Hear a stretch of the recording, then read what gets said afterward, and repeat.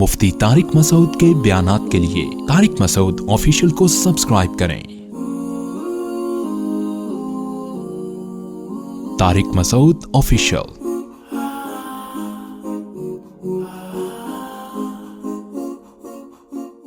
اصل میں لوگ معاملات میں صاف نہیں ہیں، یہی تو ہم چیخ رہے ہیں۔ میں سوچ رہا ہوں کسی دن ورک شاپ کرواؤں، بٹھا کے نا معاملات لکھنا اپنے بچوں کی جیسے ABCD لکھوایا جاتا ہے نا، ایسے سکھاؤں۔ بہت زیادہ خیر ایسی ورک شاپ کرواؤں، میں پوچھوں آپ کے پاس کیا کیا ہے، آپ کے گھر میں فریج کس کا ہے، کہہ رہے فریج تو پتہ نہیں۔ کیوں نہیں پتا بھائی؟ مر گئے تو 50,000 کا تو یہ فریج ہے، کس کو وراثت ملے گی؟ لکھو لکھو یہ کس کا ہے، ہر چیز طے کرو۔ اتنا پیسہ کاروبار میں انویسٹ کیا ہوا ہے، آپ مر گئے تو وہ کس کو ملے گا؟ پتہ ہی نہیں بھائی کس کو ملے گا، کیا ملے گا، بس یہی کہ میں کیوں مروں، کس نے کہا میں مر رہا ہوں؟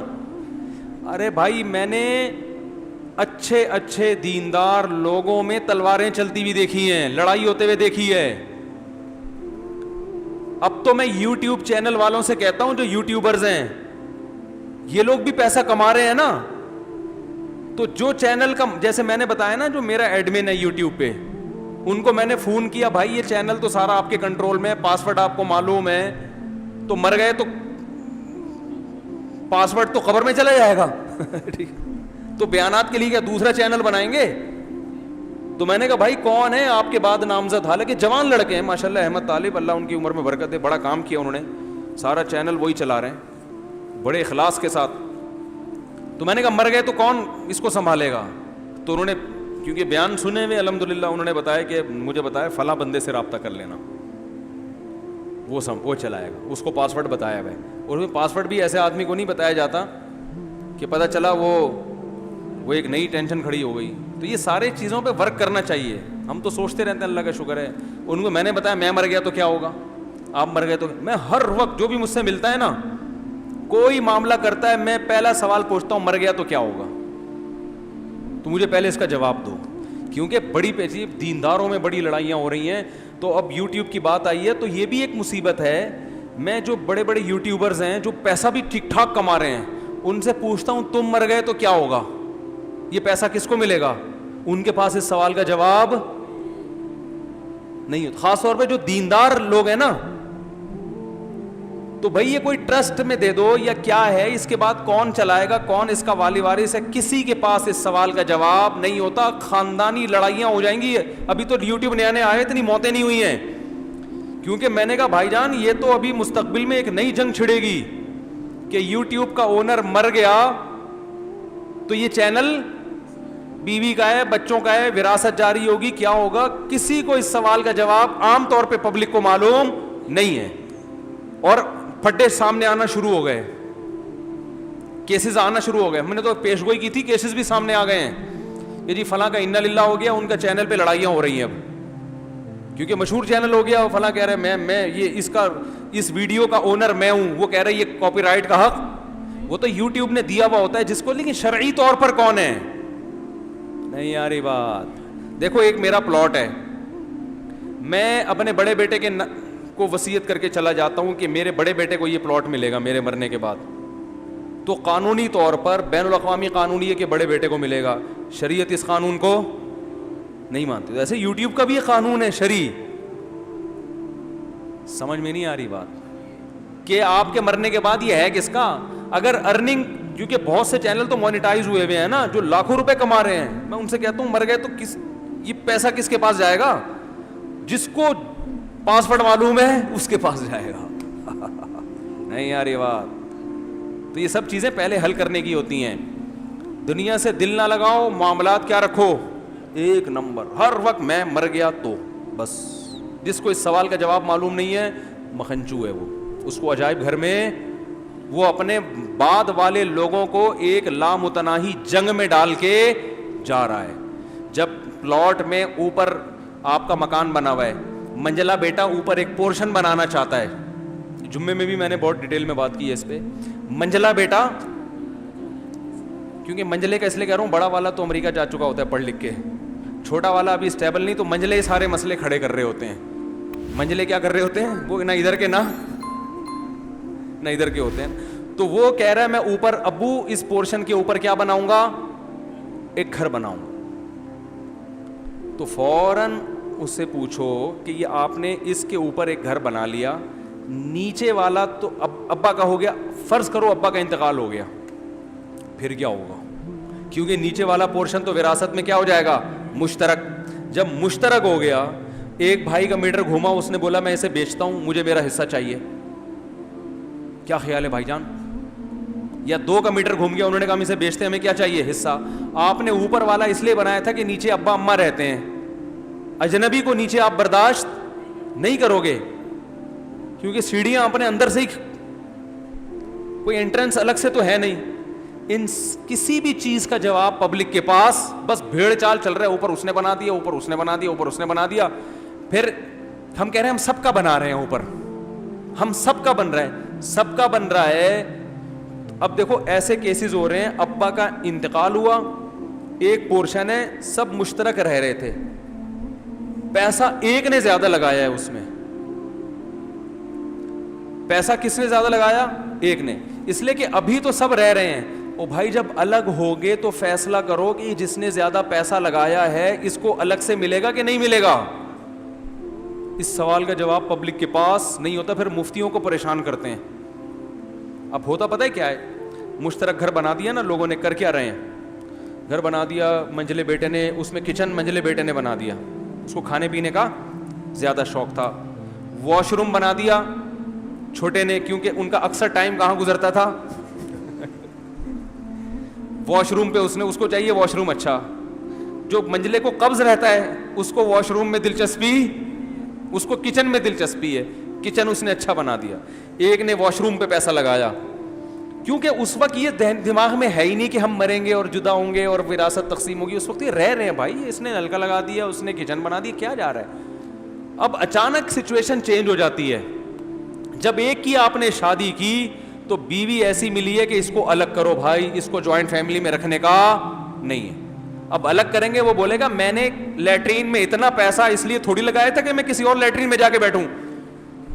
بات آ رہی ہے, مجھے پیسہ دو. تو دوسرے ورثہ کہتے ہیں پیسہ اپنی خوشی سے لگایا ہے نا, قرض تھوڑی دیا تھا. نہیں آ رہی بات. تو ہم پھر اس منجلے سے کہتے ہیں, منجلہ کہتا ہے میں نے 5 لاکھ روپے لگایا اس میں. تو ہم اس سے پوچھتے ہیں لگاتے ہوئے کیا کہا تھا آپ نے؟ میں قرض دے رہا ہوں واپس لوں گا, یہ کہا تھا؟ اور اگر کہا تھا تو سامنے والی پارٹی نے اس رقم کو ایز اے قرض قبول کیا تھا؟ صرف بولنے سے تھوڑی ہوتا ہے. قرض جب آپ دے رہے ہیں تو اگلا مانے بھی تو کہ میں قرض لے رہا ہوں. ارے آپ مجھے لا کے 5 لاکھ روپے پکڑا دیں مجھ سے, اب یہ لو, یہ قرض لے لو. میں کہتا ہوں بھائی میں کیوں قرض لوں تم سے, قرض زبردستی تھوڑی ہوتا ہے. اگلا مانے گا کہ میں قرض کے طور پہ لے رہا ہوں, جب آپ کو ضرورت ہوگی واپس کروں گا. اس کی کوئی وضاحت نہیں ہوتی. اچھا جی میں فی سبیل اللہ لگا رہا ہوں, واپسی نہیں ہے. تو فی سبیل اللہ لگایا تھا تو پھر اب واپسی, اب آپ جہاں مرضی رہو, یہ تو کیا ہو گیا, فی سبیل اللہ ہو گیا. اور اگر آپ شرکت چاہتے تھے کہ بھائی میں اس طور پہ لگا رہا ہوں کہ اس گھر کی ویلیو میں اس واش روم کی وجہ سے جو اضافہ ہوگا تو میں اس اضافے میں شریک ہوں گا, یعنی میں گھر میں انویسٹمنٹ کر رہا ہوں گھر کی ویلیو بڑھانے کے لیے, تو جتنی ویلیو میرے پیسے سے بڑھے گی مجھے وہ واپس چاہیے. اگر شرکت کا یہ طریقہ باطل ہے, ہوتا نہیں ہے اس طرح, لیکن ایک مثال دے رہا ہوں, کھوپڑی میں تو آ سکتا ہے. کچھ بھی پتا نہیں ہوتا کیوں لگا رہا ہے, کیا کر رہا ہے. تو بھائی ہر چیز میں پہلے کہ میں جو کلر کر رہا ہوں یہ فی سبیل اللہ کر رہا ہوں یا میں اس کے پیسے الگ سے لوں گا, یہ سب کلیئر ہونا چاہیے. اور اگر آپ کے گھر والے کہیں آپ اتنا فنڈر بننے کی کوشش نہ کریں کہ آپ ہم سے واپس پیسے لیں گے, یہ ضرور آپ کو اس تکلف کی ضرورت, کوئی بھی ہم میں پیسے نہیں دے گا. واش روم آپ کی زیادہ ضرورت ہے, آپ نے گھنٹوں گھنٹوں بیٹھنا ہوتا ہے, بنانا ہے بنا, پتلی گلی سے نکل, تو پھر یہ فی سبیل اللہ ہے. پھر آپ 2 لاکھ کے بجائے 10 لاکھ لگا دو, 1 کروڑ لگا دو, گھر میں آپ کو الگ سے واش روم کے پیسے نہیں ملیں گے. گھر جب بکے گا تو سب وارثوں کا برابر کا اس میں حصہ ہے. تو بھائی اپنے معاملات کو درست کرو, ایک ایک چیز کو کیا کرو, کلیئر کرو. ابا اگر کبھی جوش میں آ کے کہتے ہیں بیٹا یہ گھر میں نے تمہارے نام کر دیا, ابا کو بتاؤ ابا کاغذ میں نام کرنے سے گھر میرا نہیں ہوتا, تو میرا نہیں ہوا ہے, یہ مجھے قبضہ دیں, شرعی مسئلہ ہے کہ میرا گھر جب بنے گا جب قبضہ کس کا ہوگا, چاہے 1 منٹ کے لیے دے دیں. ابا کہیں گے بیٹا قبضہ کیسے دیا جاتا ہے؟ ابا یا تو سارا مکان سارا سامان بھی گھر کا مجھے دے دیں, کیونکہ جس کا سامان کسی جگہ پہ ہوتا ہے قبضہ اسی کا ہوتا ہے. شریعت میں بھی عرف میں بھی ڈاکومنٹیشن سے نہیں ہوگا.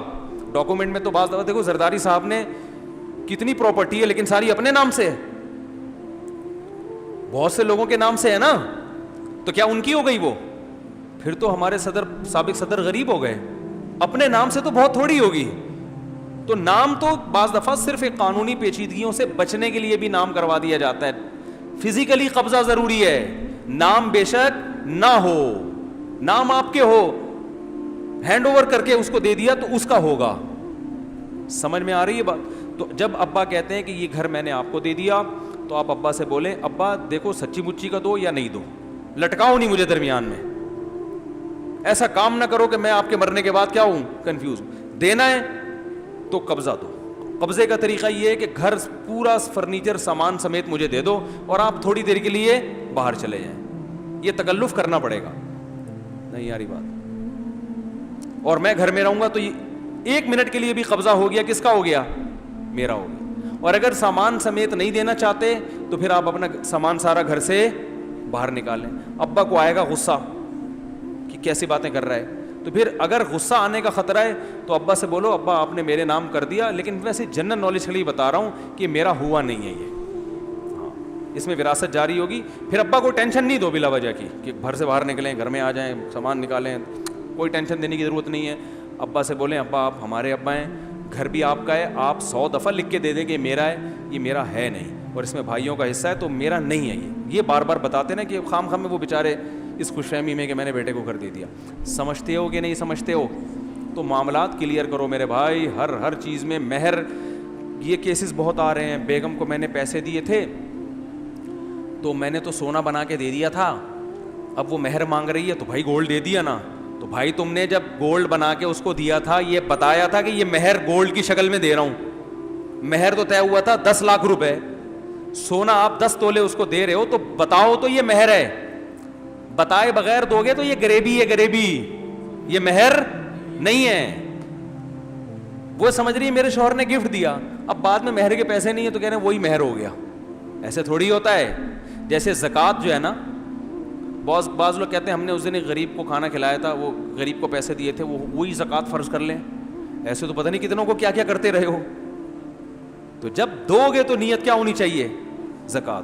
اس میں تو زبان سے کہنا ضروری نہیں ہے, نیت کافی ہے, لیکن مہر میں زبان سے کہنا ضروری. بیگم یہ جو پیسے میں دے رہا ہوں یا گولڈ دے رہا ہوں, یہ اصل میں جو کیش مہر واجب ہوا تھا وہ گولڈ کی شکل میں دے رہا ہوں. ایکسیپٹ کرتی ہے, قبول کرتی ہے, ٹھیک ہے, نہیں تو پھر ٹھیک ہے میں یہ کیش کرا کے پیسے دے دوں گا.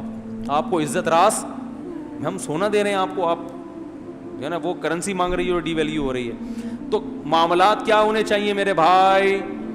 کلیئر. ایک ایک چیز. قرضہ کسی کا واپس کر رہے ہو تو بتاؤ کہ یہ قرضہ ہے, ورنہ یہ بھی ہو رہا ہے میں نے تو تجھے دے نہیں دیے تھے اس دن 1 لاکھ روپے, اب کیا مانگنے آ رہا ہے؟ او بھائی وہ تو میں سمجھ رہا تھا ویسے ہی مجھے ویسے ہی کھلائے ہیں, تو نہیں ہے بس. اچھا جو معاملات کو کلیئر کرتا ہے لوگ اس کو کنجوس سمجھتے ہیں. بھائی کیا ہے 2 سموسے پکوڑوں کا حساب کر کے بیٹھ رہے تھے. سموسے پکوڑے کا نہیں کرو, وہ تو کھلاؤ, لیکن جائیدادوں کا تو ہونا چاہیے نا. گھر میں جو بھی بڑا سامان ہے اس کا حساب ہونا چاہیے. اور ایک ایک چیز کا نہیں کہ یہ چمچ میرا ہے, یہ والا چمچ میری بیوی کا ہے, ایسا نہیں. وصیت نامہ لکھو.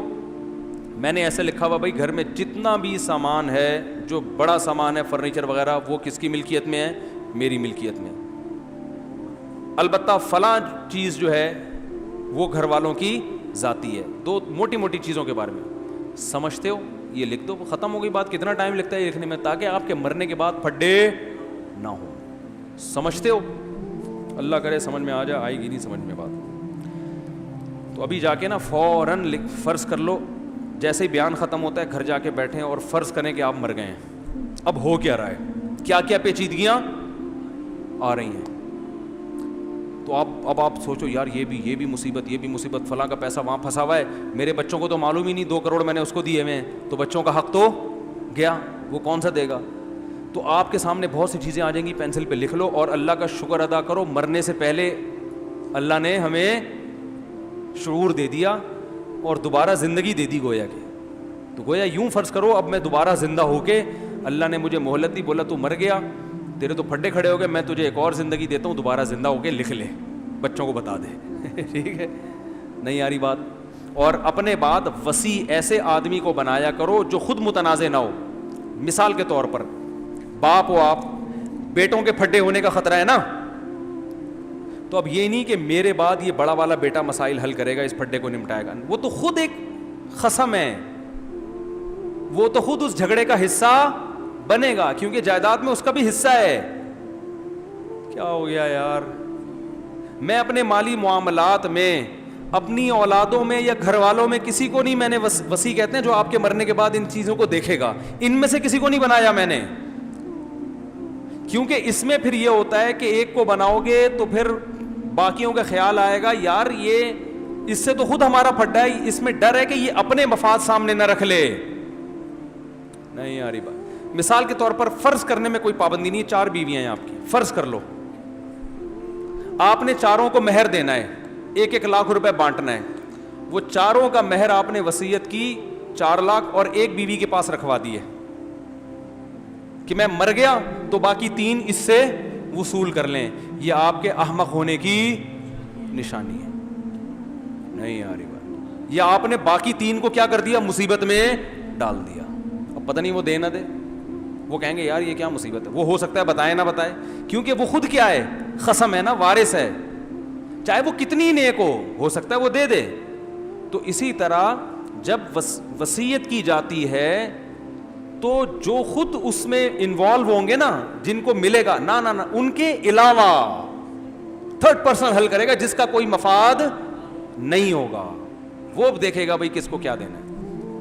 لوگ بڑے بیٹے کو بنا کے چلے جاتے ہیں, بڑے بیٹے کے تو چھوٹے بھائیوں سے ویسے اختلافات ہوتے ہیں, چھوٹے بھائیوں کو تو بڑے پر ویسے ہی ہوتا ہے, یار یہ ابا کے یہ بڑا تھا تو پتہ نہیں چھپا کے نہ بیٹھا ہوا ہو, بتا نہ رہو.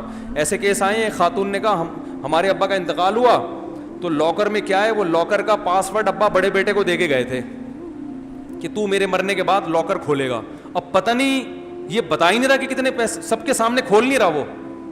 میں نے کہا ابا نے حماقت کی ہے.